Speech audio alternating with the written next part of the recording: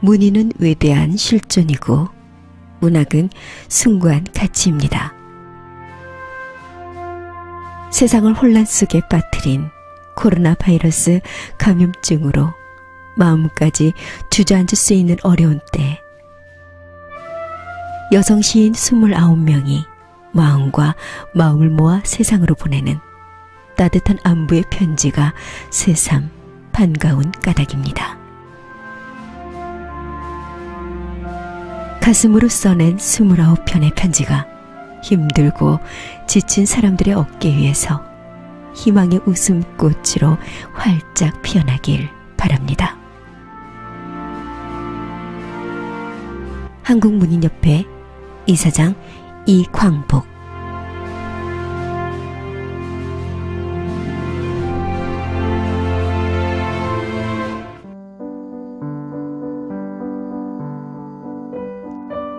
안녕하세요. 이용겸의 수필북입니다. 사람의 온기가 그리운 팬데믹 시대, 여성 시인 29명이 당신에게 들 것 같은 편지를 씁니다. 숨김없고 진솔한 이야기들을 조곤조곤 들려줍니다. 그 온기가 고르퍼져 당신에게 위로와 힐링이 되기를 바랍니다. 오늘 우리는 코로나19라는 유행성 감기 바이러스로 인해 미중유의 시대를 살고 있는 귀하에게 편지를 보냅니다. 저마다의 가정과 사이에서 희생과 헌신의 삶을 살아오신 중장년의 여류시인 29분이 진솔한 가슴 밑바닥의 이야기를 세상 밖으로 띄웁니다. 유연숙 시인 외 28명의 시인은 세상에 존귀하신 분들께를 통해 처음으로 슬프고 아픈 가족사와 사연을 공개합니다. 발행은 건강신문사입니다. 누구나 슬프고 아픈 사연 하나쯤은 있겠지만 그 사연은 어쩌면 묻어두고 싶었을지도 모릅니다. 그럼에도 그 이야기들을 진솔하게 드러냄으로써 그 아픔이 그리고 그 극복이 이 불안하고 힘든 시대를 사는 누군가에게도 위로가 되기를 소망하고 있습니다. 택배 할아버지부터 남편, 아들, 자매, 모르는 당신, 돌아가신 어머니에 이르기까지 코로나19 바이러스가 뒤덮은 2020년. 이웃과 가족에게 편지라는 형식을 빌려 따스한 격려와 위로의 마음을 전합니다. 코로나19도 감기를 유발하는 수많은 바이러스 중에 한 가지인데 이 감기 바이러스들이 가장 두려워하는 천적이 바로 사람의 온기입니다. 감기 바이러스가 좋아하는 환경의 온도가 20도씨 내외인데 사람의 체온은 이보다 훨씬 더 높기 때문입니다. 따라서 바이러스가 아무리 기승을 부려도 세계를 가로막고 단절과 격리로 그대와 나를 멀리 떨어져 있게 하더라도 사람의 온기가 있는 한 결코 사람을 이길 수는 없습니다. 지치고 힘든 당신, 이분들의 온기가 깊게 깊게 스며들어 코로나19 뿐만 아니라 크고 작은 몸과 마음의 상처를 낫게 하는 강력한 항체라고 봅니다. 세상에 존귀하신 분들께는 그리움 저 너머, 진달래꽃이 필 때마다 당신의 들꽃, 사랑하는 아들에게로 구성되어 팬데믹으로 가족과 이웃의 온기가 그리울 독자들의 영혼을 다독일 것입니다. 자, 그럼 책 속으로 들어가 볼까요?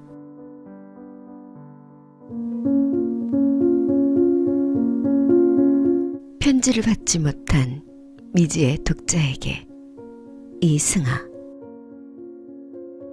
2019년 마지막 날에 이 땅의 많은 사람들이 해돋이 광경을 보러 동해로 물려갔습니다. 그날과 다음 날 영동선 고속도로의 체증이 아주 심했다고 언론은 보도했습니다. 다들 막 떠오르는 해를 보며 소원을 빌었겠지요. 나를 위해, 우리 가족을 위해, 세상 사람들을 위해. 그때만 하더라도 누가 알았겠습니까? 2020년 2월부터 온 세상이 코로나 팬데믹 세상이 될 줄을. 부르기도 좋은 2020년. 하지만 3월부터 전 지구는 바이러스와의 싸움에 돌입하게 됩니다. 지금까지 백신 개발을 기다리며 수백만 명이 목숨을 잃었고, 지금도 매일 사람들이 이 병에 걸리고 죽어가고 있습니다. 건강신문사는 지난 30년 동안 우리들의 건강을 위해 일해온 언론 매체입니다. 우리 몸의 건강은 의사와 간호사, 약과 주사가 해결할 수 있겠지만 팬데믹으로 말미암은 영혼의 상처는 지금 우리는 다들 눈뜬 채 겨울잠을 자고 있는 셈입니다. 사실상 다들 집에서 자가 격리를 하고 있는 것입니다. 대문 밖에 나갈 때 반드시 마스크를 써야 합니다. 어디를 가든 발열 상태를 확인받아야 하고 QR코드 체크를 받아야 하고 전화번호라도 남겨야 하고 매일 첫날에 확진자 수를 확인합니다.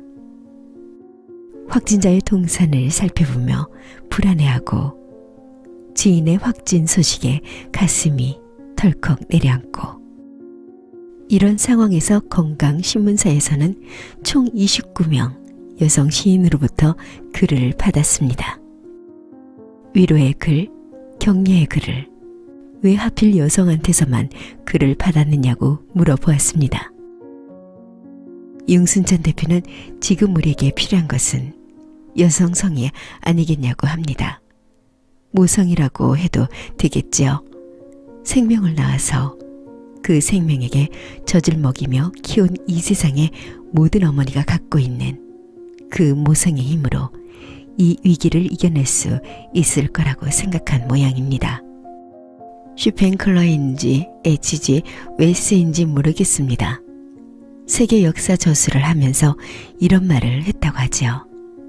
인류가 수많은 전쟁을 했지만 여성이 전쟁을 일으킨 당사자인 경우가 없었다고. 자기 아들을 전쟁터로 보내야 하는데 그런 끔찍한 일을 모한 여성은 한 사람도 없었다고 합니다. 지금 우리에게 필요한 것은 어머니의 목소리입니다. 따뜻하고 다정하고 향기로운 목소리가 담겨있는 이 29통의 편지는 코로나19 바이러스로 상처받은 우리의 마음에 큰 위로가 되리라 생각합니다.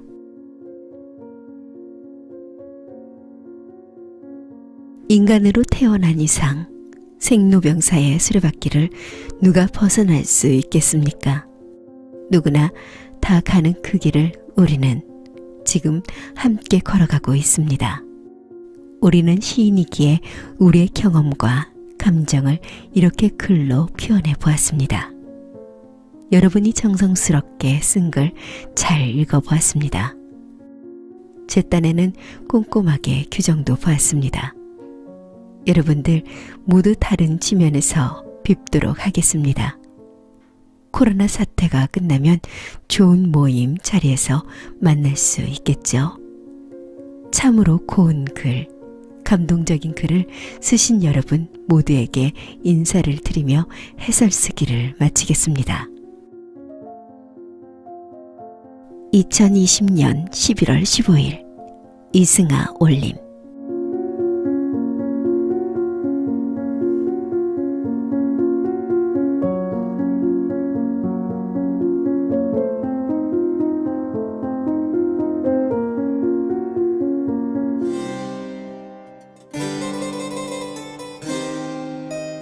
달, 다시 비에게. 윤승천. 당신이 계신 곳은 아득했다. 당신 또한 마치 선계인 듯 눈부시게 황홀했고 한호동은 서럽도록 홍곤했다. 그러나 나는 그 홍곤함을 감추고 당신을 흠모했다. 위선의 가면으로 진실을 감춘 탓인지 밤새도록 한기에 시달려야 했다. 그것마저 창문이 열렸던 탓이라며, 그래서 얼마나 다행한 일이냐며 능청을 떨기까지 했다. 먼 남쪽 당신은 취미가 휘파람 부는 것이라고 했고, 그렇지만 서툴다고 했다. 그리고 간간히 아득하고 황홀하게 휘파람 소리 같은 편지를 보내왔다. 그때마다 소용돌이 속으로 빨려들 듯 침울했고, 내륙의 피난벽지 농사꾼이었던 나는 감쪽같이 당신을 속이기 위해 이른 새벽 답장을 썼다. 내 청춘의 어느 하루. 어찌어찌 어렵게 당신의 전화번호를 알았지만 나는 쉽게 다이얼을 돌리지 못했다. 이따금 길거리에서, 규정에서, 강의실에서 마주치긴 했어도 당신은 내게 눈길 한번 주지 않았다. 아무리 씻고 다듬고 아닌 척해도 촌티를 벗어날 수 없는 한호동 촌놈에게 당신이 눈길을 줄 리가 있나. 지극히 주관적일 수 있겠지만 당신은 세상에서 가장 화사하게 아름다웠고 나는 곤궁하고 투박한 촌놈이었지. 그래도 용기를 내서 어느 하루 쿵쾅거리는 가슴을 애써 진정시키며 전화를 했지. 누군가 잠깐 기다리라며 전화를 바꿔주었어. 이윽고 수화기 너머로 들려오는 당신 목소리. 여보세요? 그 순간 나는 말문이 막혔고 몇 번 여보세요? 하던 당신은 수화기를 내려놓았어. 찰칵. 그리고 끝이었지. 하루가 어떻게 지났는지 일몰이 오고 자취방으로 터벅터벅 돌아오는 늦은 밤. 나는 그때까지 꼬깃꼬깃 치고 있던 당신의 전화번호를 버렸어. 내 청춘의 어느 하루. 달빛은 그날따라 왜 또 그리도 어지러운지. 지금도 나는 비틀거리고 있어. 2020년 11월 10일 발행인 윤승전.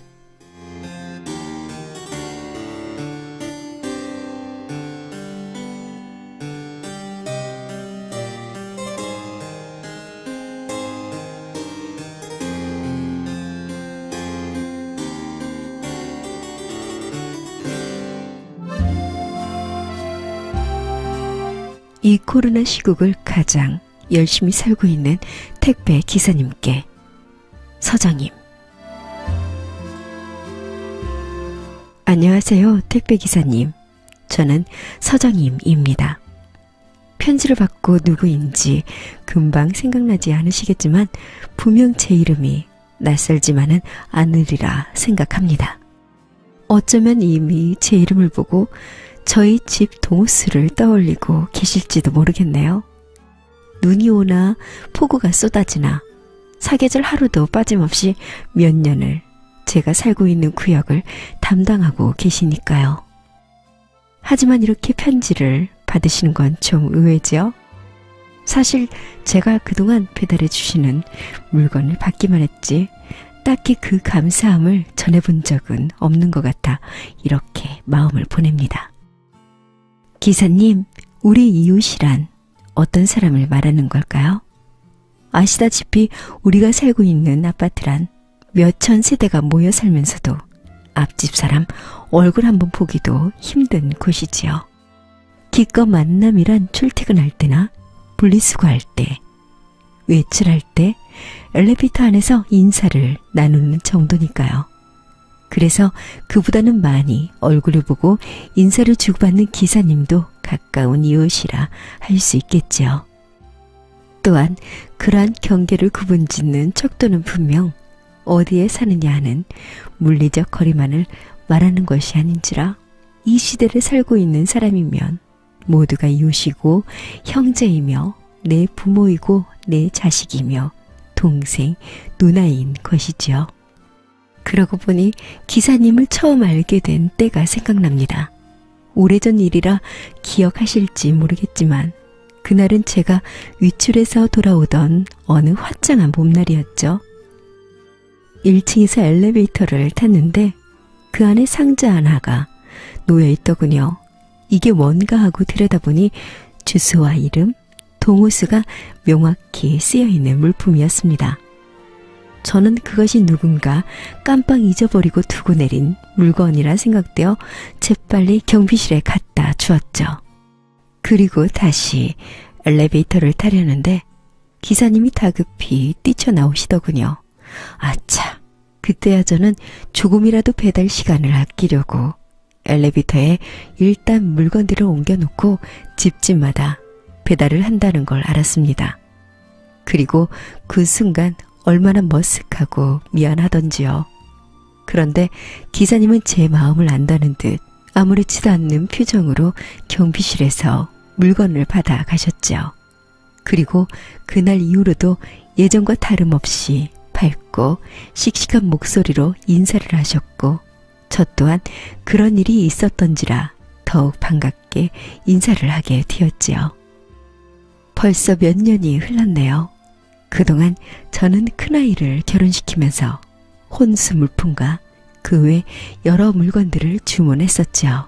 지금이야 좀 뜸하긴 하지만 그때 기사님은 그 물품들을 배달해 주시느라 참 많은 수고를 하셨죠. 그러고 보니 하루가 멀다 하고 대면했던 날들이었네요. 기사님, 요즘 참 많이 힘드시죠? 우리가 살면서 이런 일이 일어날 거라고 어디 누가 생각이나 해보았겠는지요. 전 세계를 덮친 코로나19는 우리의 생활을 참 많이도 변화시켰죠. 마스크를 쓰고 손 소독제를 사용하고 충분한 손 씻기와 철저한 방역과 2m 거리 두기로 최소한의 활동도 하기 힘든 상황이죠.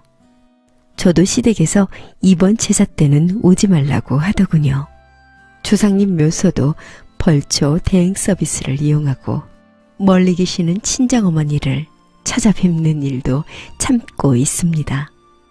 아이들은 학교에 가지 못해 비대면 수업을 하고 많은 사람이 재택근무를 하고 있는 등 그동안 우리가 평범하게 지내왔던 날들이 얼마나 소중하고 행복했던 날들이었는지요. 하루에도 몇십만 명씩 발생하는 전 세계 환자 수를 보면서 온 인류가 어디로 가고 있는지 앞으로의 방향성도 예측할 수 없어 참으로 암담하고 불안합니다. 그런데 그 중에서도 우리의 이러한 생활의 불편함을 해결하기 위해 주문하는 택배 물량을 소화하고 계신 기사님들은 이 시국을 가장 열심히 살고 계신 분들입니다. 날마다 산더미처럼 쌓이는 물량들, 그러한 물품을 하루도 쉬지 않고 감당하기란 너무도 벅찬 일일 것입니다. 거기에 비말 차단용 마스크까지 쓰고 뛰어야 하니 그 고충을 겪어보지 않은 사람은 어디 그 힘든 정도를 짐작이나 할 수 있겠는지요. 그러고 보니 생생하게 떠오르네요. 코로나19가 시작된 지 석 달이 조금 넘었을 때였지요. 마트를 다녀오다 우리 동 앞에서 물건을 내리고 있는 기사님을 만났는데 그 체격 좋고 건강해 보이던 분이 너무도 말라있는 모습에 그만 저도 모르게 아니 왜 이렇게 살이 빠지셨어요? 하고 물었더니 석 달 동안 12kg이 넘게 빠졌어요. 힘들어 죽겠어요. 하시던 말씀이요. 그리고 그 이후로도 점점 더 야위해가는 모습을 보면 참 안타깝습니다. 며칠 전에는 아파트 상가 앞에 트럭을 주차해놓고 물건을 꺼내고 계시더군요. 그런데 비닐 포장된 물건들이 자꾸만 땅으로 미끄러져 내려 주워 올리고 배달할 물건 주소를 장부와 확인하고 또다시 주워 올리고 1분 1초도 아껴야 하는 작업인데 시간이 지연되고 있더군요. 그래서 2층 점포로 올라가려다 차 안을 들여다보니 그 안에 그야말로 많은 물품이 한가득 쌓여 있더군요. 그때 시간이 오후 3시쯤이었으니까 밤늦은 귀가를 할 수밖에 없음을 금방 알 수 있었죠. 그래서 마침 1층 편의점에서 산 피로회복제와 음료수가 있어 드렸는데 기사님은 제가 마시려던 것 아니냐며 사용하다 이내 고맙다며 서둘러 세탁소 쪽으로 뛰어가셨죠. 그런데 그만 급한 마음에 피곤하면 항상 뜨거운 피로회복제를 사 먹는 습관대로 그날도 그렇게 산 것을 드리고 만 것인데요. 정신없이 뛰느라 많이 더웠을 기사님이 어떻게 생각하셨을까? 미처 생각하지 못한 점이 내내 마음에 걸렸습니다. 얼마 전 신문에서 너무나도 충격적인 기사를 접했습니다. 20kg이 넘는 쌀부대와 생수통과 그 외 물품들을 메고 5층 아파트 계단을 오르던 택배 기사님이 그만 쓰러졌다는 소식이었습니다. 그리고 그 이후로도 들려오는 또 다른 택배 기사님들의 13명이 넘는 연이은 죽음과 자살까지 하는 소식이라니요. 사람이 얼마나 힘들면 한순간에 생을 놓아버릴 수밖에 없게 되는지 이러한 소식을 접하는 기사님들은 얼마나 참담하고 분노가 일까요? 이렇듯 우리 사이에는 시급히 개선되어야 할 일이 많네요.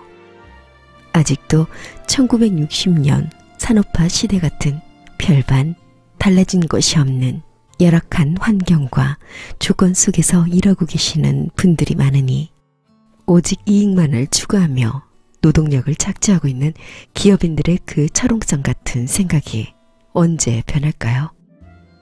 사람이 사람을 생각하고 사람이 먼저인 세상, 그 사람 중심의 세상이 언제 올까요? 사실 그동안 택배 기사님들은 택배만 하시는 줄 알았습니다. 아침 일찍 출근하여 분류 작업을 하고 그 작업이 끝난 후에야 비로소 물건을 배달한다는 그 살인적인 노동시간을 몰랐습니다. 그나마 요즘 언론에서 우리에게 편리함을 제공하고 있는 기사님들의 수고와 그에 따른 고통으로 힘든 하루하루를 인내하고 계시는 노고에 관심을 두고 있어 다행이라 생각합니다. 부디 멈추지 않는 관심과 보도로 꼭 개선된 근무 형태가 되길 바라며 기사님들의 수고를 당연시했던 사람들도 늦어지는 배송 시간을 좀 이해하고 기다려주는 그런 태도를 보여준다면 좋을 것입니다. 위기는 기회다 라는 말이 있습니다. 이러한 때일수록 미래로 나가기 위한 미래를 생각해야겠죠. 그것만이 현재를 극복할 수 있는 힘이 될 것입니다. 그동안 우리가 잘 살아왔고 세계 여러 선진국과 어깨를 나란히 할 수 있었던 것도 기사님처럼 참으로 열심히 성실하게 살아오신 분들이 있었기 때문입니다. 분명 좋은 날들이 있을 것입니다. 지금의 이 고난이 밝은 날을 가져올 것입니다. 오늘도 어김없이 몰고 온 트럭이 아파트 통로 앞에 주차되어 있네요. 하루빨리 코로나19가 종식되길 바라며 진심으로 감사하다는 말씀 드립니다. 부디 건강 조심하시고 수고하세요. 앞으로도 더욱 반갑게 인사하겠습니다.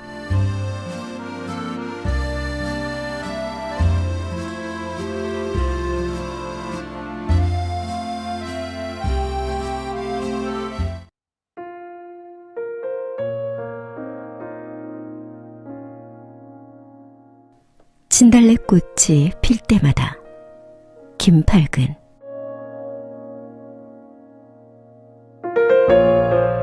엄마, 징하게 오랜만에 엄마에게 편지를 쓰네. 우리 엄마 깜짝 놀라겠다. 전화도 잘 안 하는 년이 별난 짓 한다고. 90을 넘기고도 아직 입단까지 건강한 우리 엄마. 엄마의 잔소리 아닌 잔소리가 요즘은 얼마나 감사한지 모르지?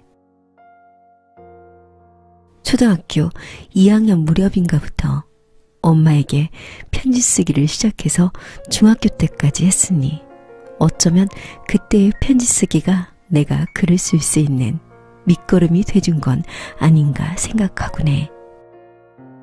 철없을 때였는데도 엄마라는 두 글자만 써도 자꾸 눈물이 나서 편지 쓰기가 싫기도 했는데 엄마의 손길이 묻은 편지를 빨리 받고 싶어서 틈만 나면 편지를 썼던 것 같아. 그런데 참 희한하게 그때 내가 무슨 말을 썼는지 또 엄마는 무슨 말로 답장을 해줬는지 지금은 하나도 기억나지 않고 또 그 많은 편지들은 다 어디로 갔는지 한 통도 남아있지 않을까. 할머니가 청수 맡다며 아궁이에 넣어버린 것도 같아. 그러면서도 무슨 말을 썼느냐 어깨 넘어 묻곤 했던 것 같고 어릴 적이었는데도 무슨 청승이었는지 유난히 슬프게 느껴지던 때가 진달래 피는 봄이랑 가을날 노을을 지고 가는 기러기 때를 만날 때였어. 진달래가 필 때면 서울에서 엄마가 만지면 보들보들한 촉감의 옷을 입고 내려오곤 했잖아. 엄마가 내려올 때는 그렇게나 환하게 보이던 진달래꽃이 며칠 뒤 엄마가 가버린 뒤 보면 왜 그렇게 슬픈 분홍이던지. 지금도 진달래꽃을 보면 기쁨과 슬픔이 묘하게 교차하곤 해. 가을에는 사다리를 여러 개 연결해서 위로 올라가 보고 싶던 날들이 많았는데 노을을 이고 긴 행렬로 하늘을 날아가는 새들을 보면 또 눈물이 났던 것 같아. 새들은 엄마가 있는 서울로 자유롭게 날아가는 것 같아서. 속도전을 하는 100m 달리기처럼 날쌔게 세월이 지나가서 그땐 엄마가 지금의 나보다 젊을 때였는데 지금은 그때의 엄마 나이보다 내가 더 나이가 많으니 시간이 너무 순식간에 지나가 버렸지.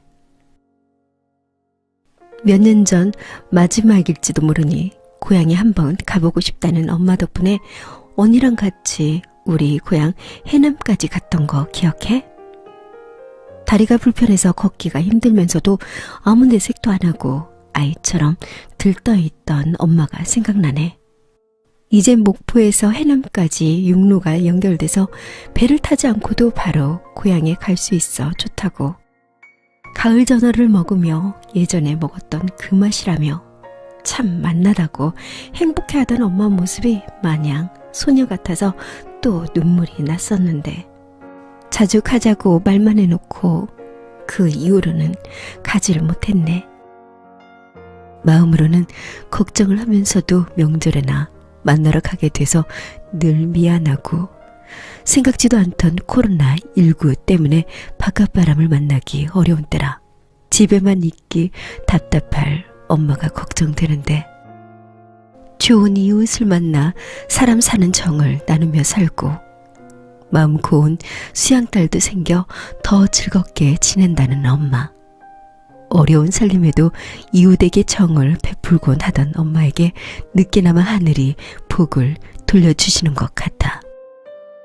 수양딸 되신 분이 돌아가신 친정엄마에게 못해드린 게 걸려서 엄마한테 더 잘한다는 말을 듣고 나도 언젠가 엄마가 먼 곳으로 떠나고 나면 그런 마음일 것 같아서 한 번이라도 더 엄마 얼굴 보러 가야지 하는데 마음처럼 안 되네. 잘 나가시던 외할아버지 덕분에 부족함 없이 지내다 가난한 집에 시집와 참 많이 고생했다는 우리 엄마. 어떤 어려움 앞에서도 언제나 씩씩하게 보이던 엄마가 이해가 안 됐었는데 가장 역할까지 하면서 힘든 내색 없이 살아내느라 엄마의 속엔 바위덩이가 턱하니 들어앉아 있었다는 걸 너무 늦게 깨달았어. 요즘 언니랑 나만 보면 묻어두었던 옛날 이야기 하느라 재미 붙인 것 같은 우리 엄마. 굴곡 많은 엄마의 인생 이야기를 듣노라면 소설이 몇 편쯤 나올 것 같은 생각이 들어. 어떻게 그 세월을 헤쳐나왔는지 같은 여자로서 엄마가 안쓰럽고 존경스럽기도 해. 어렸을 적엔 곁에 없는 엄마를 많이도 원망했어. 아마 그때 쓴 편지에는 서운한 마음만 가득했을 텐데 그때 엄마 마음은 또 얼마나 아팠을까. 지금 생각해보면 참 철없는 딸이었나 봐. 엄마는 지금도 나만 보면 시어머니에게 잘해라. 아무리 힘든 일도 마음먹기 달렸다. 좋은 끝은 있어야 하고 말하는데 나는 엄마 같은 삶은 감히 엄두도 못 낼 것 같아. 그래도 공부 많은 엄마처럼 포기하지 말라고 늘 응원해줘서 결혼 후 뒤늦게 대학교 공부를 하겠다 할 때도 돈도 들지 않는 시를 쓴다고 할 때도 이제 더 늦은 나이에 대학원 공부 시작했다고 해도 내 딸 장하다고 박수 쳐준 우리 엄마. 이젠 내 등록금 걱정에 새벽기도 하느라 더 바빠지겠네. 엄마, 고개 들어보니 단풍이 참 예쁘게 물든 가을이네. 올해는 코로나 때문에도 엄마랑 나들이 한번 못했는데 진달래 피는 봄에라도 우리 해남에 가자. 반세기 넘은 타향살에도 버리지 못한 정다운 친구처럼 입만 열면 쏟아지는 걸쭉한 전라도 사투리를 거기 가서 마음껏 뽐내보는 건 어때? 엄마, 우리 그리운 해남에 꼭 가자. 난 엄마에게 그다지 살갑지 않은 딸내미지만 진달래 피는 봄날 가서 엄마 치마 가득 진달래꽃 따서 담고 오래전 그리움도 데려다 놓고 여자의 일생이나 아시 같은 노래도 같이 부르며 놀아보자. 이번엔 전어보다 더 비싼 세발 낙지도 먹자. 그리고 엄마, 이젠 엄마 나이를 생각해서 행주 같은 거 너무 자주 삶지 말고 양말에 구멍 나면 깨매 신지 말고 새 양말로 바꿔 신고 제발 그렇게 해. 너무 아끼지 말고 맛있는 것도 사서 먹고. 알았지, 엄마? 엄마도 지금쯤 바람에 날리는 낙엽을 보며 오메 아깝다 아깝다 하고 있겠네. 갑자기 엄마가 보고 싶다. 그래서 엄마에게 읽어주고 싶은 엄마 막내딸이 쓴 시 잠이 와 한번 읽어볼래? 천년의 눈물을 껴안은 몸뚱이로도 당신 그늘은 그렇게나 곰살 맞아서 대책 없이 자미화 자미화 자미화 자미와 자미와 깨어보니 내 분홍의 시간 다 지나가 버렸습니다. 엄마, 오늘도 많이 웃으면서 편안한 하루 보내. 사랑해, 엄마. 2020년 늦가을, 사랑을 담아 엄마의 쫓겨난 막내딸이.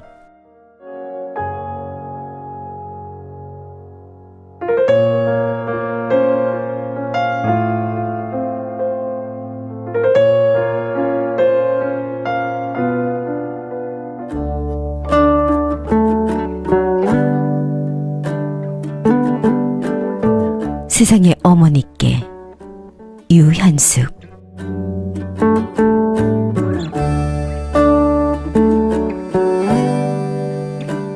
11월입니다. 어머니, 아침 저녁 기온차가 심합니다. 달랑 한 장 남은 달력장을 넘기며 추워질까 무섭다. 추위는 호랑이보다 더 무섭다 하시며 걱정 많으시던 거 생각납니다. 당신의 야인 손목, 가는 다리, 마른 어깨. 이번 겨울을 잘 나셔야 할 텐데 마음이 씌어집니다. 걷지 않으시면 근육이 술술 빠져나갈 텐데 겨울이 나고 나면 혹 지팡이 자주 찾으실까 염려됩니다. 어느 유명 희애는 평생을 어머니께 가시가 되어 찔렀다고 시에서 고백했습니다. 젊은 날의 우리들은 대부분 가시돋침말로 어머니에게 상처를 주었을 것입니다.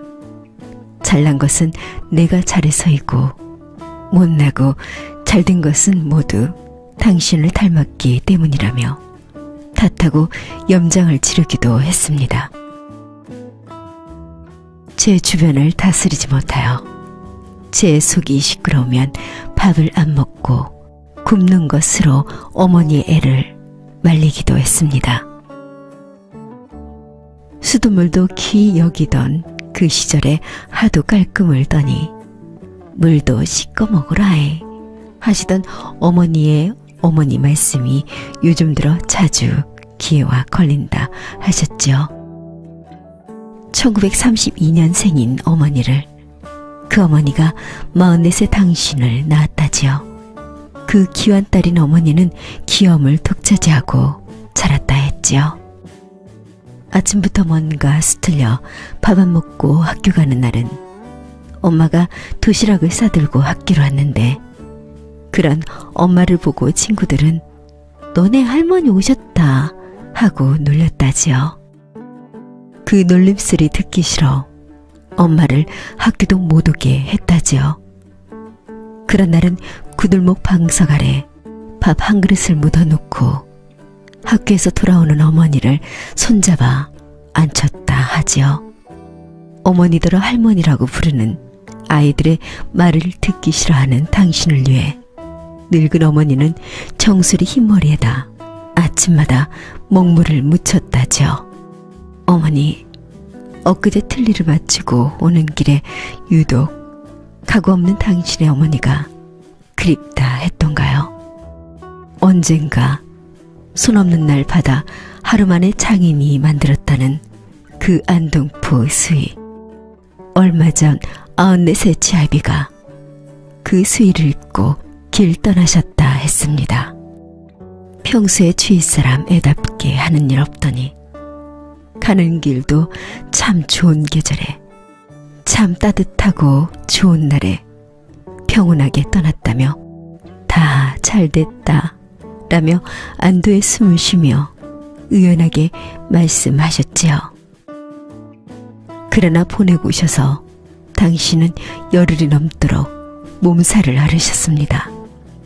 얼른 쾌차하시고 힘내셔요. 한 생을 사는 일은 조심스럽게 한 발 한 발 앞을 내딛는 걸음이었지만 이승을 떠나는 일도 오랜 시간의 숨고르기와 치열한 싸움이 있어야 했습니다. 태어나는 일보다 더 고되고 번잡한 일이 생을 마감하는 일인 것 같습니다. 다 잘됐다. 이 말의 깊은 뜻을 이제야 알 듯합니다. 어머니, 다 잘 될 거예요. 어머니 방 99칸은 왜 유독 깜박깜박하고 있는 걸까요? 잠이 안 와. 저 시계바늘이 10이나 1이 지나야 잘까 말까해 하시던 때로는 나를 잊어버리고 누구 하실 때 어머니 나 많이 서운했어요. 그림도 잘 그리고 누구 앞에서나 노래도 잘 부르시던 어머니. 학창시절엔 공부도 잘 하셨다고 하셨죠? 그런 어머니의 자식 여럿 얼마나 빛나게 키우셨어요. 다 잊어버린 99칸이지만 유독 한 칸. 환하게 커져 있는 어머니의 방. 그것은 5 자식에 대한 자긍과 자랑입니다. 그러나 그마저도 막연할 뿐입니다. 잃어버린 시간, 잃어버린 기억, 잃어버린 사물들과 이름씨들. 잘 모르겠다. 잘 모르겠다. 무엇인지 모르겠다.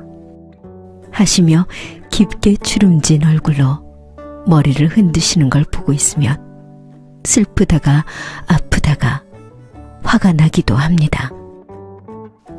얼굴이랑 팔뚝이랑 발목이랑 물기 다 마른 부위에 로션을 듬뿍 발라드립니다.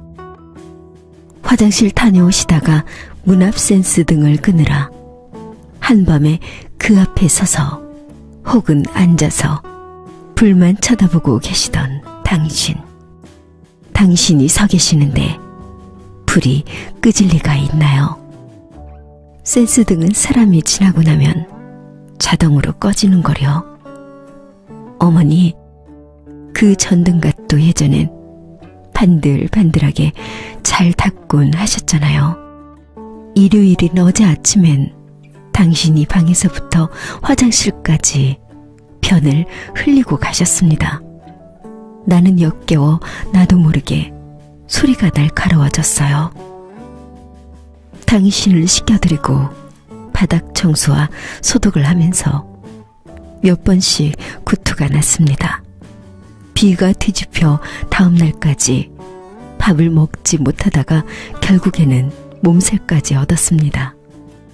어머니, 당신은 어릴 적 저희들의 기저귀도 잘 빨아주시며 똥 잘 넣어서 이쁘다, 잘 먹어서 이쁘다, 잘 자서 이쁘다, 이쁘다 하셨는데 자식인 저는 낳고 키워주신 당신의 편이 역겨웠습니다. 매일 드리는 저녁 예불의 108 대참의 문에는 세상의 아름다움을 알게 되어 감사하며 생명의 신비로움을 알게 되어 감사하며 새소리의 맑음을 알게 되어 바람소리의 평화로움을 알게 되어 시냇물 소리의 시원함을 알게 되어 감사하고 감사하다 했습니다. 참회와 감사와 발언의 기도문을 매일 읽지만 감사 이전의 서원이 저에겐 더 많습니다. 다 내려놓지 못하고 있는 어쩔 수 없는 세속의 딸입니다. 필라멘트 끊어진 전구처럼 깜빡거리고 있는 어머니를 볼 때마다 안타까움도 있지만 왜 어머니에게 하필 알츠하이머가 하며 원망이 커지기도 합니다. 6살의 나의 어머니, 더 나빠지지 마시고 이만큼이라도 유지해 주세요. 오늘 밤은 조금만 더 일찍 잠드세요. 제가 밤에 할 일이 많아요. 어머니가 잠드셔야 제가 일을 해요. 가을볕이 좋습니다. 오늘은 저 가을볕 쬐러 나가요.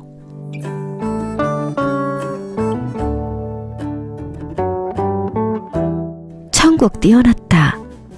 다스지나면 바르된다. 된장, 간장, 젓갈도 다 떼놨다. 와서 가져가거라.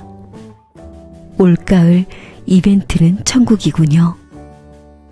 90도 넘은 연세에 청국장을 만들고 자식들 불러내려 한자리에 앉히는 어머니의 힘. 전화를 끊고 우리는 스케줄 맞추고 시간을 빼서 나를 잡습니다. 그렇게 해서 어머니의 딸들은 1년에 한 차례씩 한 자리에 모입니다. 그렇게 모이는 딸들을 위해 어머니는 육개장을 끓이고 수육을 삶아내고 손바닥만한 조기를 굽고 식혜에 찰밥까지 해놓습니다. 91의 어머니는 내 살아있는 동안은 내 손으로 너희들 해먹이겠다는 지론이십니다. 이제 그만하세요. 이런 거 사 먹으면 되죠.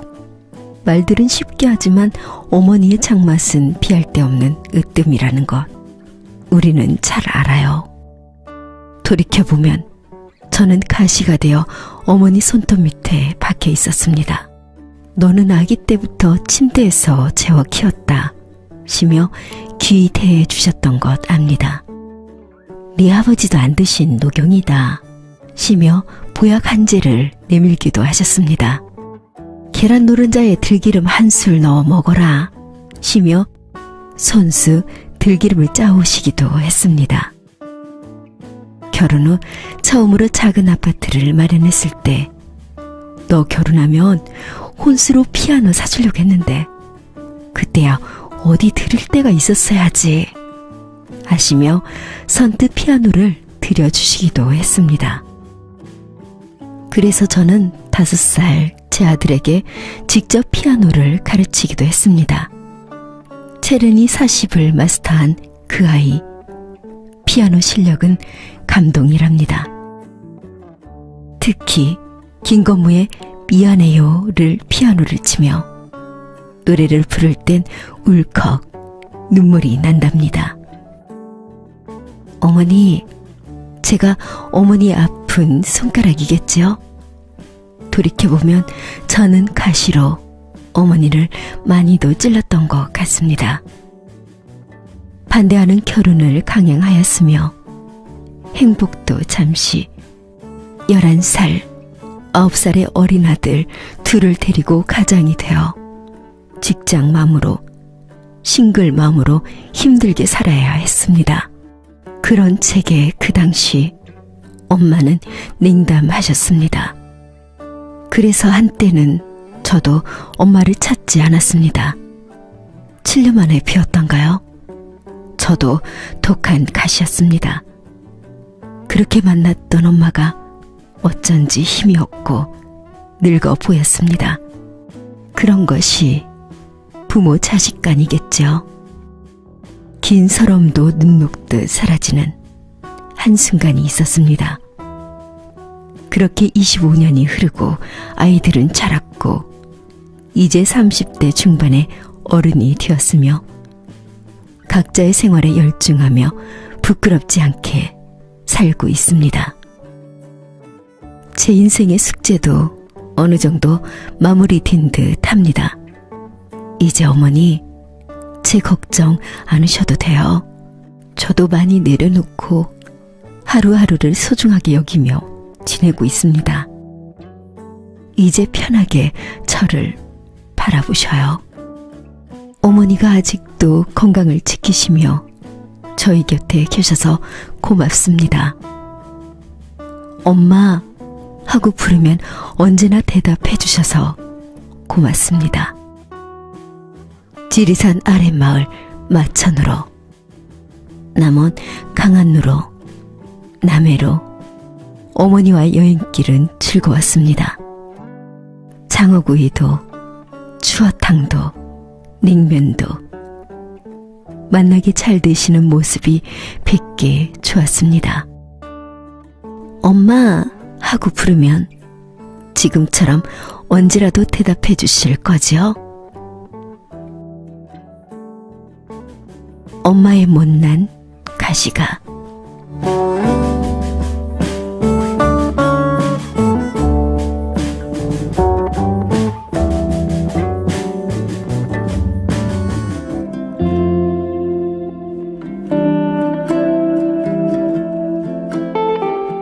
지난 시간에 빌다.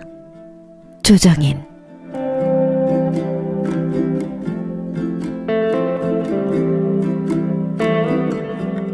나는 한때 엄마를 가졌었죠.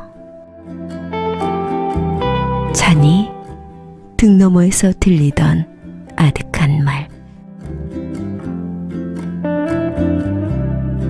말 이전의 망설임이 돌아놓은 내 어깨를 가만 어루만지고 있던 어떤 밤.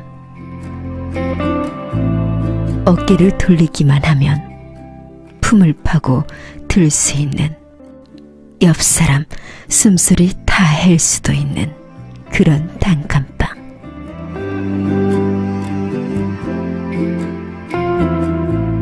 그때 나는 더욱 웅크려 이불 속에 얼굴을 파묻었죠. 소리 죽인 울음을 이윽히 기다리던 엄마가 다시 묻던 자? 앉아.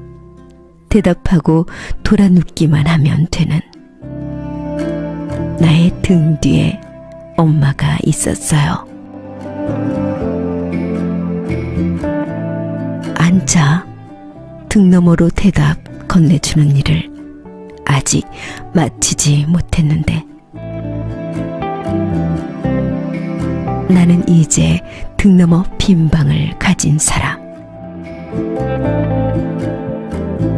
해안을 적시며 해저기는 고금 무렵 밤물결 같은 엄마라는 말 참 좋아요.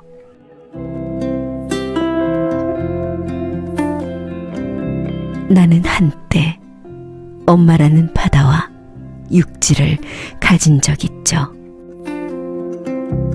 엄마라는 지구를 가진 적 있어요.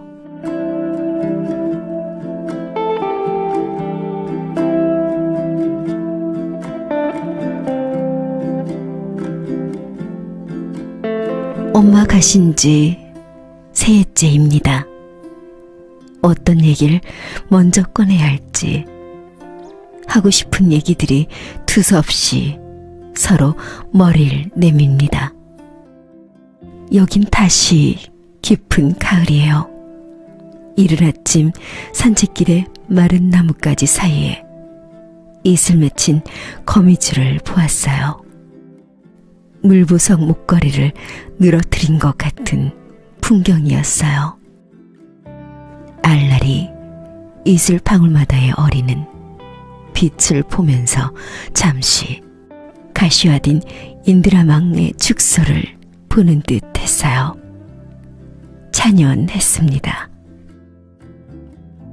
엄마와 나는 우주 저 멀리서 바라다 보면 인연의 아름다운 관계망에 맺혀 빛나던 모녀지간이라는 보석이었다는 생각이 지나갔어요.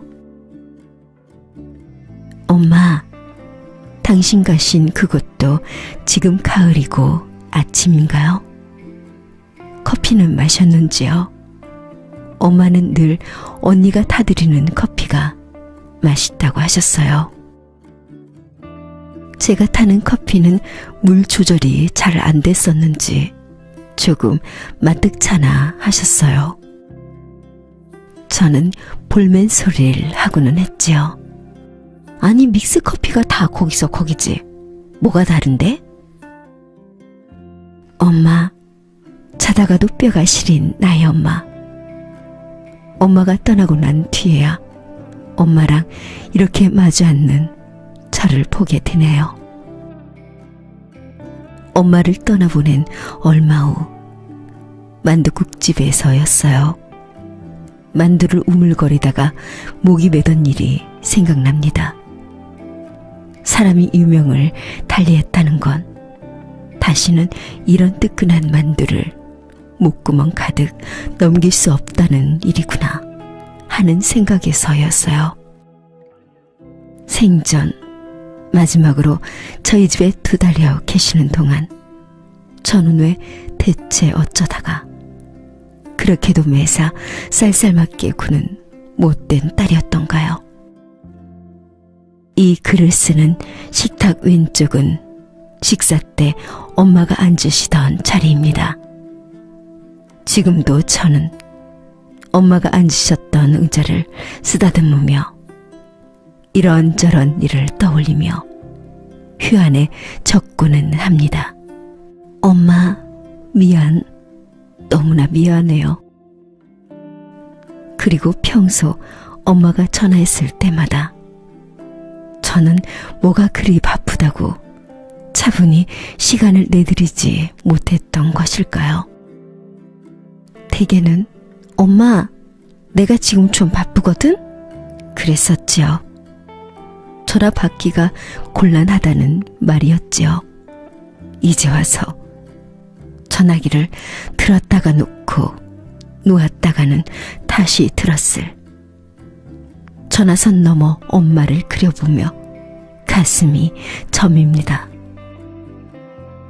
언젠가 이맘때 가을이었나 봅니다. 화곡동 집마당에 감나무 그림자가 길어진 오후 3시쯤 엄마는 나와 계셨던 모양입니다. 그날 엄마는 아주 수줍게 전화를 걸어 오셨어요. 바쁘지? 하늘이 너무 파랗고 맑아서 전화했다. 설마 그날도 바쁘다며 대충 전화를 받은 거나 아니었을지. 설마 그렇게 무성의하게 대하지는 않았기를 지난 시간에게 빌어봅니다. 다시는 그 목소리를 들을 수 없는 지금, 다시는 전화 받을 일 없는 지금에서야 바쁘니? 하시던 그 목소리가 귓가에 쟁쟁합니다. 사무치게 그립습니다.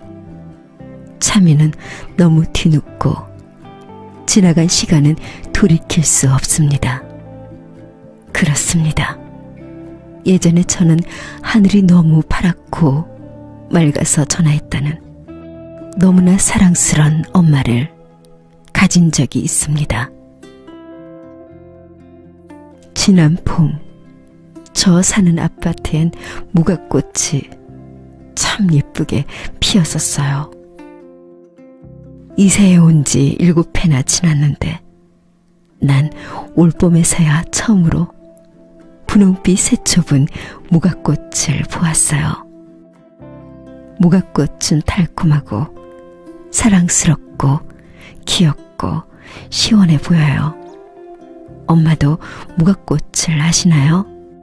무가나무 둘레를 돌며 나무 아래 떨어진 꽃을 주우며 언젠가 들었던 하느님은 모든 인간과 함께 할 수 없어서 인간에게 어머니를 주었다 하는 말을 떠올려 보았어요.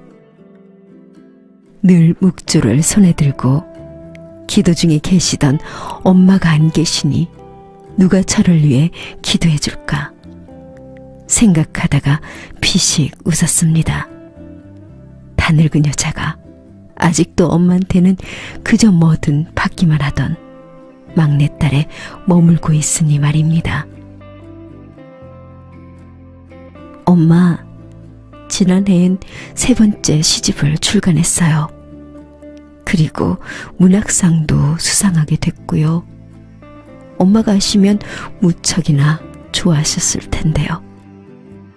내 새끼 장하다 장해 하시며 얼마나 자랑스러워 하셨을까요? 엄마, 오늘 하루도 다 저물었어요. 욕실 샤워기를 틀어놓고 흐흐 늦게 울던 시간도 시납으로 저물어가고 희미해질 테지만 그럴 테지만 불꽃을 꺼트리면 안 되는 성냥팔이 소녀처럼 저는 당신과의 소중했던 시간을 꺼트리지 않기 위해 심장의 심지를 자꾸만 돋웁니다. 엄마, 보고 싶습니다. 엄마, 오늘 밤 꿈속에 와주세요. 깊어가는 가을, 불유여식 올림.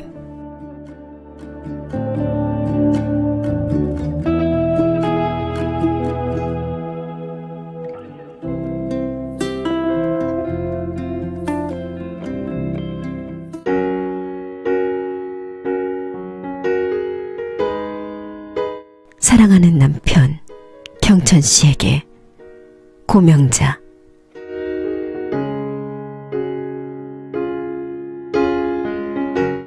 뒷마당의 복숭아나무, 뽕나무도 가을 가뭄에 말라 잎이 바스라지고 있어요. 언제나 한결같아 보이지만 나무는 꽃피는 시절과 입치는 시절을 스스로 알고 있는 것 같습니다. 나무에 지나간 시간의 꽃무늬를 떠올리면 새는 울고 나는 노래를 하였죠. 그러나 이젠 겨울 삭정이로 돌아가 추위를 견뎌야 할 차례입니다. 자연은 사람을 학습하게 했지만 그럼에도 인간은 몸에 기억된 두려움으로 미래를 사는 건 아닌지 궁금해집니다. 어느새 저 나무들도 자연으로 돌아갈 채비를 하고 있구나. 그래, 참 고맙구나 라고 감사 기도를 드려야 할 터인데 마음 한켠이 서늘해져 옵니다. 하늘의 이치, 땅의 이치, 자연의 이치를 깨달음직한 60갑자 넘은 나이에 오히려 이렇게 허탈해져 옵니다. 갑자기 이게 뭐지? 삶, 이게 뭐야? 하는 반문이 생겨 마음 공부도 인생 공부도 다 헛공부구나 하는 생각이 들어 부끄럽습니다. 가족이란 서로를 위한 울타리로서 편안하고 아름다운 것이라고 말합니다. 그래서 어떤 이는 울타리에 장미를 피워 올리고 누구는 쇠창살을 꽂기도 합니다. 당신과 나는 장미와 쇠창살의 경계를 무섭도록 넘나들면서 가족으로 40여 년을 산 것 같습니다. 더 잘 지켜주기 위하여 아웅다웅했지만 그것 또한 가족으로서의 삶이었다고 생각합니다. 슬픔, 아픔, 기쁨도 함께하면 행복이 더 커진다고 말하는데 오랜 시간 병상에서 지낸 당신을 보며 어쩐 일인지 나는 지쳐갑니다. 아무리 사랑하는 사이라도 육체의 고통은 나눠 가질 수 없으니 당신의 몸이 내 눈앞에서 가을나무처럼 꺼져가고 있다는 것을 막막하게 지켜만 보고 있습니다. 이제 60의 중반을 넘어 한창 단풍 들어 아름다울 나이에 그런 당신을 속수무책으로 지켜보고 있자니 내가 내 목을 조이는 것처럼 고통스럽습니다. 나 가부되기 싫다. 그날 직장암 2기 판정을 받고 불안해하는 당신에게 내가 단호하게 한 말이에요. 그 말에 힘을 얻었다고 수술실을 들어가며 내 손을 잡아주는 당신으로 오히려 내가 위로를 받았어요. 당신의 항암 투병 생활도 5년이 되어갑니다. 수십 번의 항암을 잘 견뎌준 것이 고맙기만 합니다. 어떤 약은 효과가 없고 어떤 약은 부작용이 생기면서 머리맡에는 약병이 늘어만 갑니다. 그렇게 독하다는 항암 치료를 거부하지 않고 꾸준히 잘 받아서 조금 나아지고 있어 기쁘기도 했었습니다. 60년이 넘도록 몸을 부려먹었으니 고작 날만도 하지. 당신이 이런 말로 나를 위로하고 병원으로 가는 날 밤이면 집안의 문이란 문은 단단히 끌어잠그고 가스밸브도 다시 확인하곤 합니다. 나도 위치를 삼가고 아이들도 집에 일찍 들어오게 합니다. 어제 항암을 마치고 돌아왔으니 힘을 얻으려면 며칠은 또 고생을 해야겠지요. 오늘 아침 식사는 묽게 끓인 보리죽이었어요. 간장만 찍어 몇 숟가락 뜨면서 전화이가 먹고 싶다고 이야기해주어 고마워요. 살아나려는 의지가 있다는 암호이니까요. 단단하고 질긴 음식, 달고 맵고 짠 자극적인 음식은 어느새 당신의 식탁에서 사라졌습니다.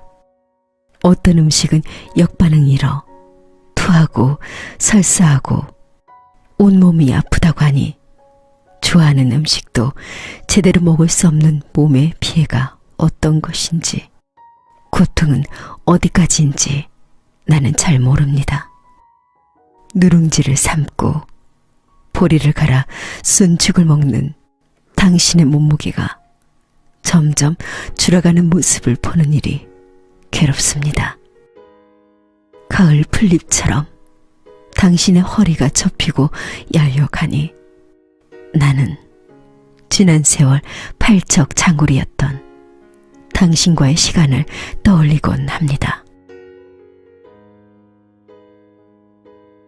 큰아이 주영이와 딸 주희는 우리가 함께 살았던 사랑의 물증이지요. 우리가 신혼생활을 했던 양산고등학교 운동장을 셋이서 함께 있을 때는 벚꽃 흐드러진 봄날이었어요. 돌잡이 무렵의 아들 주영이를 유모차에 태우고 싱싱 날아다니던 시절을 떠올려 봅니다. 돌아보니 우리의 20대 후반의 시절이 한 편의 영화처럼 아름답네요. 함께 있으니 꿈이라 말하지 않아도 꿈 같던, 더 이상의 바람이 없었던 시절이었어요. 아이 신발을 사고 시골 장터에 앉아 칼국수를 사 먹고 유모차를 밀며 집으로 돌아오는 저녁은 어두웠죠. 그러나 우리는 그 어두움이 무엇인지 전혀 알 수 없었던 눈부신 시절이었습니다. 당신이 몸을 다쳐 서울 백병원에 한 달가량 입원을 했던 때에는 우리 딸 주희가 두 돌이 채 되지 않았어요. 주영이는 가까스로 친정엄마에게 맡겼지만 고집쟁이 주희는 떨어지려 하지 않아 병원에서 함께 한 달을 살아야 했었지요. 크레졸 냄새, 흰벽, 신음소리, 피냄새. 어린 것이지만 병원이란 공간이 얼마나 낯설고 무서웠겠어요. 주희는 밤새 울고 보채고, 아픈 당신은 신음소리도 못 내고, 나는 그런 우리 처지가 기막혀 눈물도 나지 않았던 때가 있었습니다. 좋지 않은 기억은 시간 속에 자연스럽게 잊혀지기 마련인데요. 당신과 나에게는 핑크빛 추억만 있는 줄 알았는데, 편지를 쓰는 이 순간 아픈 시절도 무연히 떠올라 가슴 먹먹해 옵니다. 당신이 마당에 앉아 햇볕을 쬐기도 하고 혼자 동네 산책을 나가는 뒷모습을 보여주니 생의 의지가 전해져 힘이 납니다. 아픔은 지켜보는 사람이 더 아파.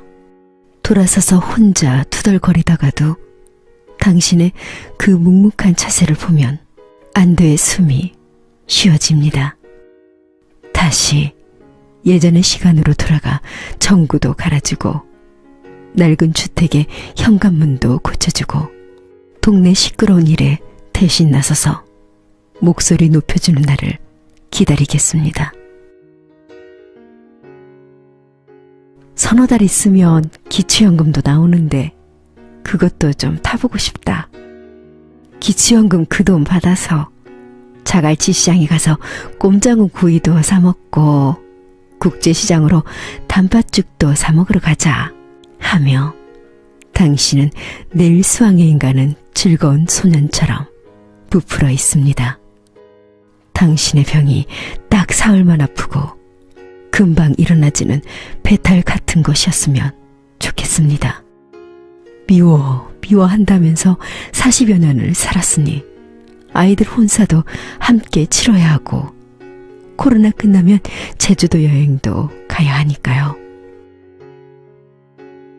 돌이켜보니 시간은 한순간에 오고 가는 것이 아니라 오래 우리들 곁을 흐르고 있었습니다.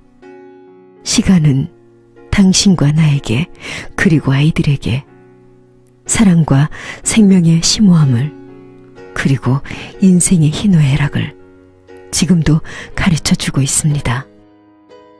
당신께 두고두고 고마워할 일은 무엇일까 오래 생각해 봤습니다. 가장 큰 선물은 자식들이었습니다. 아이들 커가는 모습이 나를 가장 행복하게 했으며 당신으로 인해 가장 훌륭한 일을 해낸 것이라고 크게 외칠 수 있습니다. 가족이라는 시간은 과거형이 아니라 현재형이고 미래형이라는 것을 살아갈수록 깊이 깨닫게 됩니다. 항암 치료를 하려면 다시 입원을 해야 하는 일이 남았지만 여태껏 잘 이겨낸 것처럼 믿어요. 당신을. 오늘의 고통은 건강한 미래로 가려는 당신 몸의 의지이니까요. 2020년 11월 10일 아내 명자 드림.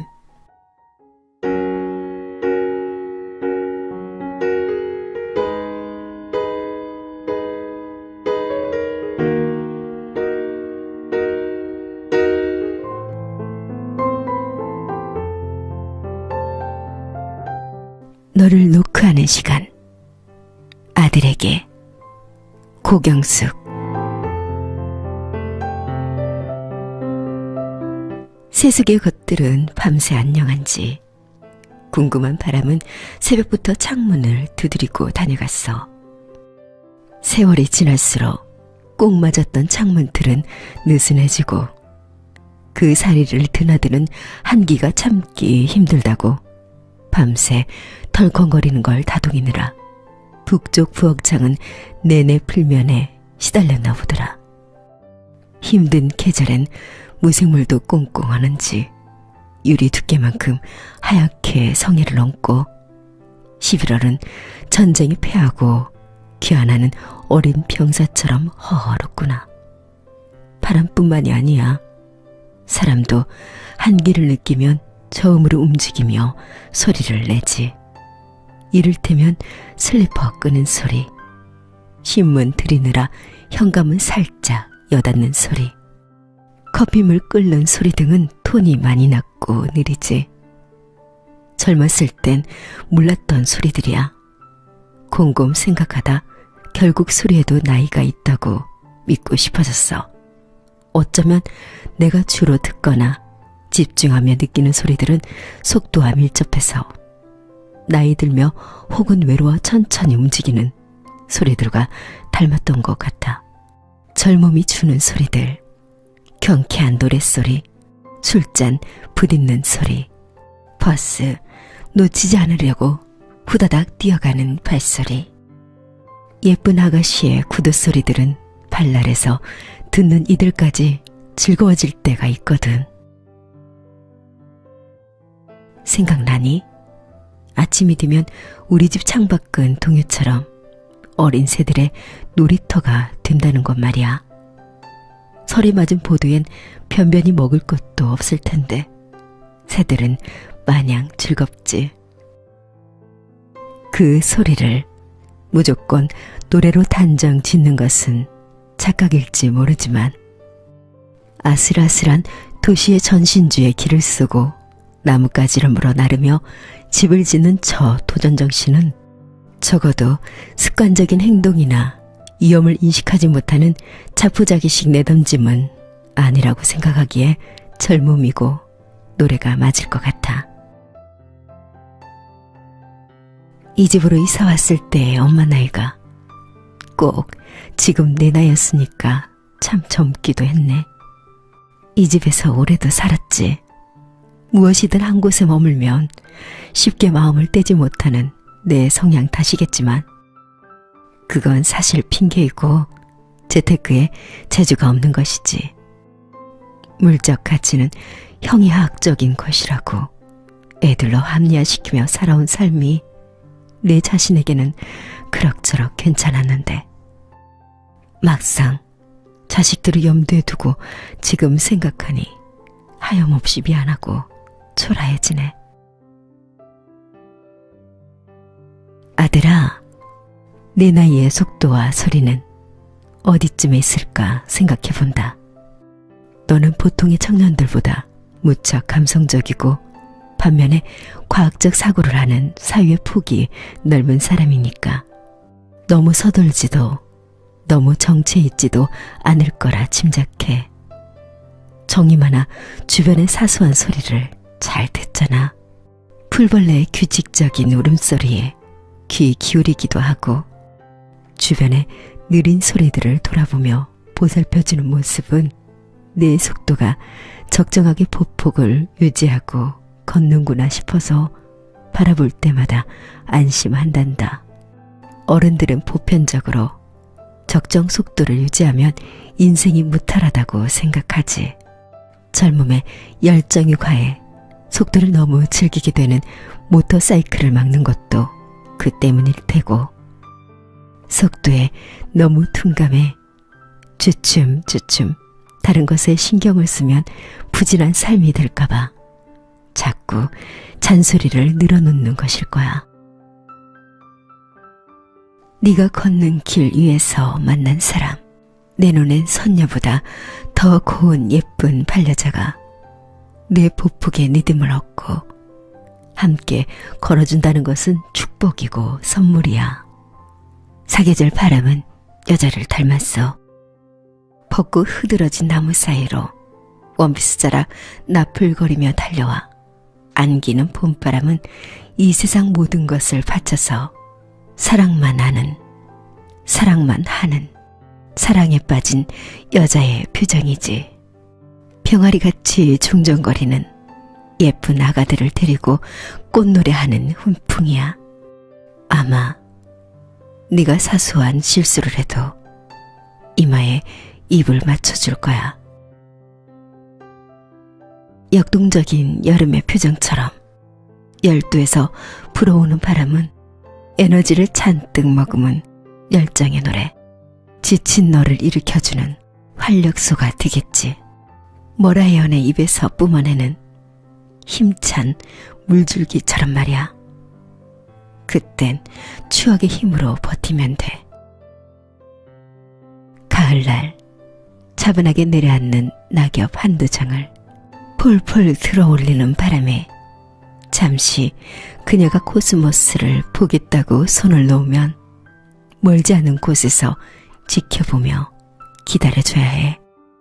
곁눈질 하지 말고 그녀만을 주시하면서. 계절은 생각보다 속도가 빨라. 제 스스로 가속이부터 한방눈 펑펑 쌓인 거리를 잠시 뒤엔 몽땅 날려버리며 눈보라가 치는 날도 있어. 그럴 땐 너의 안온한 품에서 풍경이 잠지어질 때까지 한없이 그녀의 머리카락을 쓰다듬어 안심시키렴.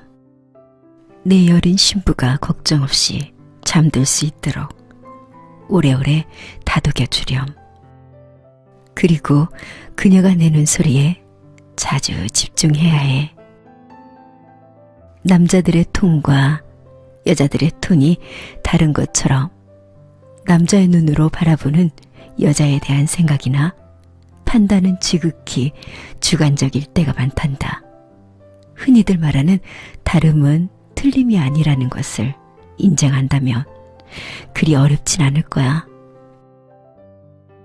살아보니 사랑이란 명분으로 내 속도에 상대를 맞추려 억지로 손을 끌어당기는 것, 상대가 속도를 안 맞춰주고 앞선다고 툴툴거리는 것, 상대의 소리에 귀를 기울이면 습관이 되고 배려해주면 그 또한 습관이 될까봐 외면했던 일 등은 모두 어리석은 짓이더라. 목숨보다 더 사랑하는 아들아, 이제는 내가 잡고 있던 손을 놓을 거야. 아침마다 깨우며 너를 녹화하는 시간들이 중학교 이후로 영영 없을 줄 알았는데, 그래도 4년 남짓 너를 품고 살 수 있어서 행복하고 고마웠다. 엄마가 잡고 있던 손을 살포시 그녀의 손으로 옮겨 잡거라. 코로나라는 변수가 나타나 너희들 결혼에 해방꾼이 될 줄은 꿈에도 몰랐지만 이런 게 인생이란다. 예고하지 못한 일을 지혜롭게 헤쳐나가는 것도 큰 배움이 될 거야. 얼마 안 남은 결혼 진심으로 축하하며 SY JM. 너희의 미래가 누가 봐도 아름답고 본이 되길 기도할 거야. 사랑한다.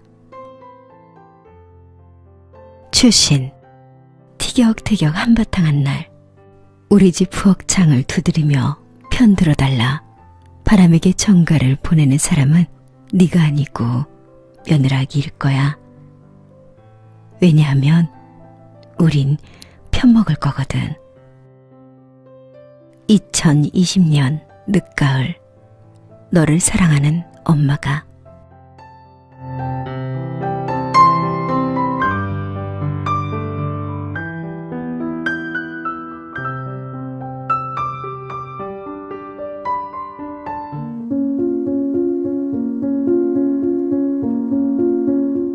사랑하는 아들에게. 김성희.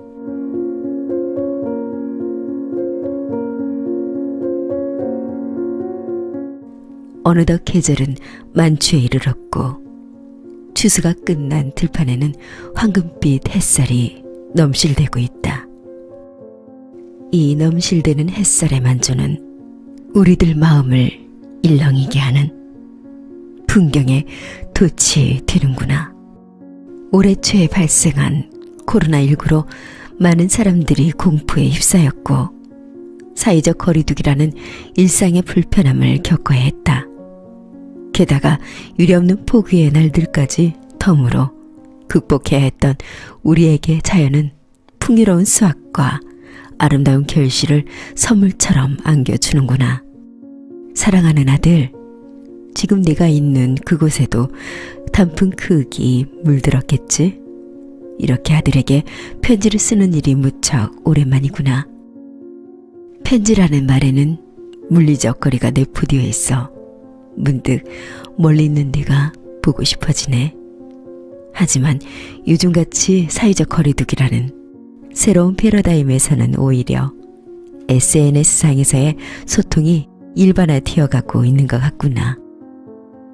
아들, 세상의 엄마들이 다 그렇듯이 이 엄마도 네가 하루 5시간을 테이크아웃 커피점에서 아르바이트를 하고 비대면 수업으로 인하여 도서관이나 카페에서 온라인 강의를 듣느라 거의 하루 내내 마스크를 쓰고 지내는 게 걱정 아닌 걱정이었다. 네가 어렸을 때 누나와 숨바꼭질 놀이를 하다가 이불 속으로 숨어들었던 적이 있었지. 그때 너는 갑갑함을 견디지 못하고 자발적으로 술래가 되었던 것을 기억한다. 유달리 폴로 셔츠나 마스크를 답답해하던 네가 의외로 코로나19 일상에서는 마스크도 새로운 패션이라고 말해주니 정말로 다행이고 엄마의 걱정이 괜한 기우였음을 느꼈다. 아들아, 인생이란 때로는 우리가 상상하지 못한 일들을 겪어야 하는 긴 여정이란다.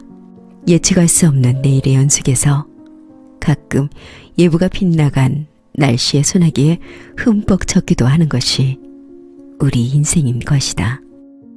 그렇지만 우리에게는 지혜가 있기에 반복된 패턴을 잊고 미래를 예측하며 나름의 준비를 함으로써 인생이라는 파도에 전복되지 않고 항해를 이어올 수 있었던 것 같다.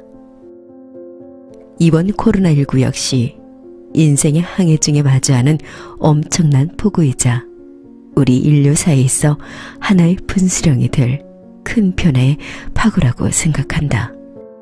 이러한 팬데믹 속에서 학교가 휴교하고 여가 생활에 제약이 생겼으며 하늘길이 막히고 문화예술 행사가 취소되는 가운데 마스크 쓰기 시행령까지 내려졌다. 이런 비일상적 체험이 미래의 삶을 예상해보게 하는 계기가 되기도 했지. 많은 학자들이 코로나19 이후 언택트 트렌드가 삶의 새로운 연결 방식으로 채택될 것이라고 하는구나. 이미 세계적인 온라인 기반으로 구축된 사업과 기계가 노동을 대신하고 있지만 코로나 이후 더 많은 AI가 노동 현장에서 사람을 대체할 것이라고 한다. 그럼에도 불구하고 비대면으로는 할 수 없는 일들과 AI가 대체할 수 없는 오직 인간이 해야 할 일들도 있다. 어쩌면 테이크아웃 커피점에서 커피를 만드는 일이 그중 하나가 아닐까 싶다. 이 또한 기계나 AI로 대체될 수도 있겠지만 엄마 생각으로는 커피를 마시는 소소한 행복은 인간의 삶에서나 또 정신적인 영역에서나 소중한 부분이라고 생각한다. 누군가의 기호에 맞게 커피를 만들어주는 일, 혼자 산책을 하다가 혹은 도서관으로 가는 길에 따뜻한 커피를 한 잔 사서 마시는 여유는 삶에서 누릴 수 있는 소소한 행복이 아닐까 싶다. 커피를 만들고 빵을 만드는 노동은 지식을 기반으로 하는 일은 아니지만 사람을 대면하고 사람과 소통하는 일은 충분히 가치 있다고 생각한다. 글쎄, 사람을 대면하는 직업이 먼 미래는 희귀 직종이 될지 깊이 직종이 될지 아니면 예상으로 최고의 직종이 될지 모르겠지만 한 가지 분명한 것은 변하는 시대에 변하지 않는 것이 인류의 진정한 가치이고 행복이자 소중한 자산이라는 점이다. 아들, 청년들의 취업의 문이 나날이 좁아지고 있는 답답한 현실에서 테이크아웃 커피점의 직원이 꽤 매력있는 직업이 될지도 모른다는 상상에 혼자 웃어본다. 이런 상상을 한다는 건 코로나19 이후 삶의 양식, 직업의 선택 기준, 문화 향유 방식 등 많은 것들이 달라질 교차점에 우리 아들이 서 있다는 뜻이겠지. 호모데우스의 저자 유발 하라리에 의하면 인류는 눈에 보이지 않는 거짓말이나 허상을 잘 믿는 특성으로 인해 오늘날 위대한 과학 문명과 찬란한 문화를 이룩한 만물의 영장이 되었다고 한다. 인류는 눈에 보이지 않는 허상을 실현하고자 하는 노력으로 인해 만물의 영장이 되었지만 역설적이게도 눈에 보이지 않는 바이러스라는 대상에 의해 나약한 존재가 될 수도 있음을 코로나19가 여실히 보여주고 있구나. 그러나 아들, 인류는 전쟁, 기아, 기후, 질병으로 늘 위협받아 왔었다. 지금도 그 문제들은 우리에게 위협적이고 해결해야 할 과제로 남아있다. 인류는 불안한 현실을 살면서도 높은 차원의 사고와 건강한 미래를 지향함으로써 지금껏 숱한 역경을 딛고 찬란한 문화와 문명을 이뤄냈다. 그러니 지금 인류에게 닥친 팬데믹에서 목화, 백신 개발이 시급한 과제이지만 더 중요한 것은 먼 미래의 인류의 행복과 깨끗한 자연 환경을 위해 힘쓰는 일인 것 같구나. 미래는 팬데믹에 의해서 사회가 폐쇄적으로 변해가고 혼자의 적합한 삶의 구조로 바뀔 수도 있다. 그러나 팬데믹이 전화위복의 기회가 되어 사람들은 보다 평화를 지향하고 자연 친화적인 환경에서 느림과 공존의 미학으로 삶을 살아가는 될 것이라는 생각을 해본다. 언택트 시대에 맞는 삶의 방식으로 자연과 예술을 한층 가까이 하면서 새로운 문화를 꽃피울 우리의 아들들이 코로나19가 인류에게 던져준 화두에 긍정적인 해답을 내릴 것이라고 믿는다. 그렇게 하기 위해서 우리 아들 항상 건강하고 공부도 열심히 하기를 바란다. 가을이 깊어 단풍이 예쁘구나.